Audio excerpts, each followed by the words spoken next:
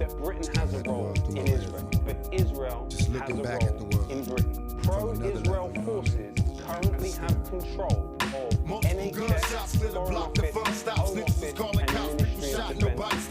I wonder when the world stopped caring. Last night 2 kids shot while the whole block staring. I will never understand this society, but they try to murder me, then they lie to me. Product of a job, all my homies try to read.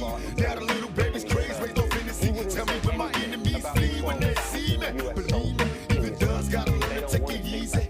Listen, through the intimacy, search a heart for a plan. Turn it bad with the wrong man. It's on again. Give a holler to my niggas in the darkest corners. Roll a perfect blunt and let me spark it for you. One love from a thug nigga rolling with a posse full of paranoid drug dealers. To the end, my friends, I'm seeing nothing but my dreams coming true. While I'm staring at the world through my rear view. See, I'm seeing nothing but my dreams coming true. While I'm staring at the world through my rear view. They got me staring at the world. Deepen cooperation. Infosys, which works on collecting biometric data, has also had a director until recently who was a veteran of Israeli military intelligence unit 8200, Yuri Levine. Let's not forget that 44 whistleblowers from within Unit 8200 came out and said that this unit is surveilling the Palestinians to build compromat against them and blackmailing them with that information. Unit 8200, don't forget that name, because the very company that the British police use to hack phones in this country is Cellebrite. This is an Israeli intelligence company which is headed by alumni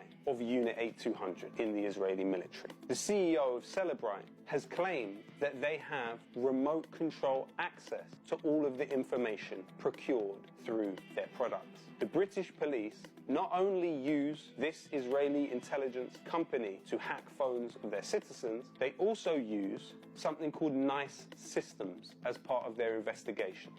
Now, NICE Systems is a subsidiary of Israel's largest arms company, Elbit Systems. The level of integration between British and Israeli intelligence is unprecedented. Not only is this program used by British police, it's also used by the British Foreign Office. So you are talking about the outsourcing of Britain's external intelligence functions to elements of the Israeli intelligence agencies. When we look even further at this question, we wonder how companies like Cellebrite could have got such a foothold in the British public sector.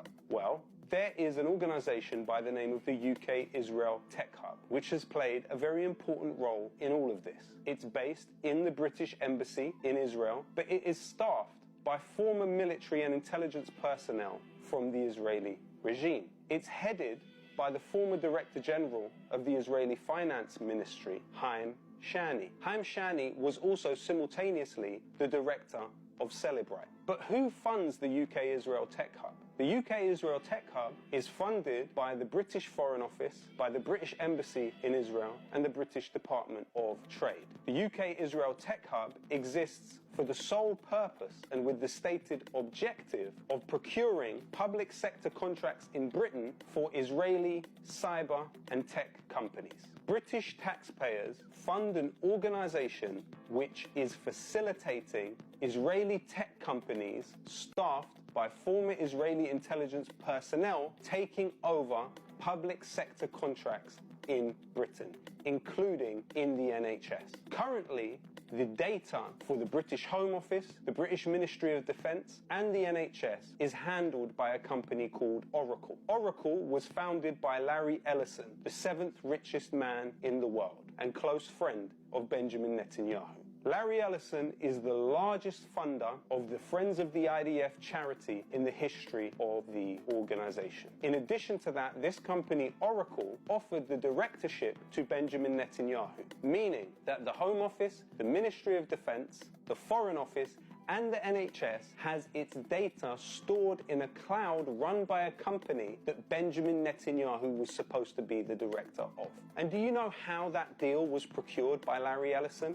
Let me tell you a story. At the same time that Larry Ellison was bidding for this contract, he had a charity in this country. It was called the Larry Ellison Foundation. And do you know who was employed for £500,000 a year at this charity? None other than the father-in-law of Prime Minister Boris Johnson. And guess what? When Larry Ellison's company Oracle procured the contract to store the data of the Ministry of Defence, the Home Office, the Foreign Office, and the NHS, the Larry Ellison Foundation was closed that very month. In addition to that, British Telecom is a key backbone of this country's infrastructure. It delivers telecommunications to millions of people. But why was it that the British government initiated a national security investigation into the latest shareholder takeover in British Telecom? Currently, the largest shareholder in British Telecom is Israeli-French businessman Patrick Drahi. Now, when he took the largest share in BT, the British government launched an investigation in that purchase on the basis of national security. But what could possibly be their issue with Patrick Drahi? Patrick Drahi is the founder and owner of Israeli news channel I-24. I-24 was found by Haaretz newspaper to work as a proxy of the Netanyahu family. I-24 employs tens of former Israeli military and intelligence personnel. In addition to that, Patrick Drahi purchased the Liberation newspaper in France, founded by Jean-Paul Sartre, and replaced the editor with a former agent of Unit 8200. Patrick Drahi has also been involved in funding organizations that work on settlement in Jerusalem. Patrick Drahi is currently the largest shareholder in British Telecom. This is a question of sovereignty. How is it that a state which outsources key functions of its intelligence and police services, that allows its data from key institutions to be given to former agents of a foreign power, how is it that a nation or a state that does that can have any claim to sovereignty? The question now is, how can those in the British public who feel passionately about issues like patriotism justify their willingness to outsource these key functions of the state to Israeli intelligence cutouts? Palestine Action has launched a campaign which has seen 2 sites in this country for Israel's largest arms company, Elbit Systems, be shut down. The British Ministry of Defence cancelled £280 million worth of contracts with Elbit Systems because of Palestine Action activity, and they cited operational sovereignty. It's clear there are those in the British establishment who know what has happened here. The trilateral security state of the United States, Israel, and Britain renders Britain essentially a colony of the United States and Israel. Time to push back. Mainstream monopoly on information is breaking, and one of the symptoms of that process is the development of platforms like Double Down News. So it's absolutely vital that if we want to build an alternative media which is people, not power-centered, then we must do what we can to support platforms like Double Down News. So sign up to the Patreon now. We know that Britain has a